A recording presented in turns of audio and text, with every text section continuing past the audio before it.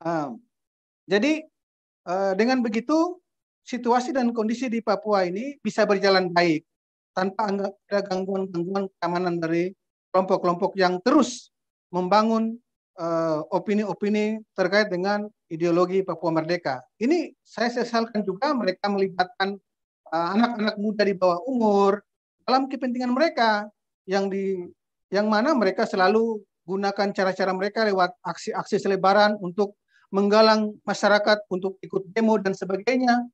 Terakhir saya dapat kiriman dari rekan bahwa akan ada dilaksanakan aksi 1 April demo menolak DOB dan meminta referendum. Ini yang saya persoalkan di sini, mereka mengatasnamakan rakyat Papua dan orang Papua. Kita tahu di Papua itu ada 7 wilayah, 2 dari Papua Barat dan 5 dari Papua. Ada wilayah adat Lepago, Lapago, Animha, Tabi, dan Saireri. Nah, yang saya pertanyakan di sini, rakyat Papua yang mana yang menolak DOB dan meminta referendum? Ini harus jelas. Begitu, supaya jangan kita yang tidak tahu kamu punya kepentingan ini, digiring ke kepentingan kalian dengan lain rakyat Papua dan orang Papua. Harus dijelaskan di sini, supaya semua bisa paham. Jadi kalau kita klaim bahwa rakyat Papua, orang Papua, itu nanti semua sama, orang Papua ya maka seperti itu meminta referendum dan menolak DOB. Ini salah. Gitu.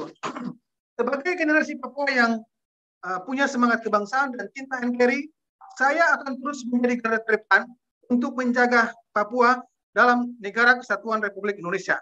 Hal-hal seperti ini yang mengatasnamakan orang Papua, ini saya akan terus bersuara untuk menolak. Bahwa kami tidak pernah meminta referendum, kami tetap ingin Papua dalam NKRI.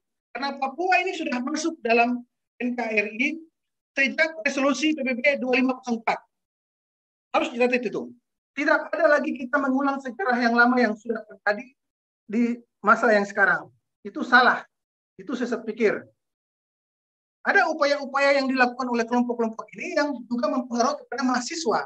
Ini yang salah. Menggunakan mahasiswa sebagai tameng untuk kepentingan-kepentingan yang bertentangan dengan prinsip-prinsip NKRI.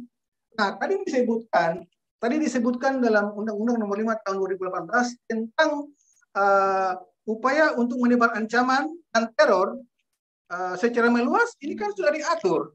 Ada juga Undang-Undang Nomor 28 tentang menyatakan pendapat di muka umum. Ini kan sudah diatur secara undang-undang. Jadi semestinya mereka harus paham.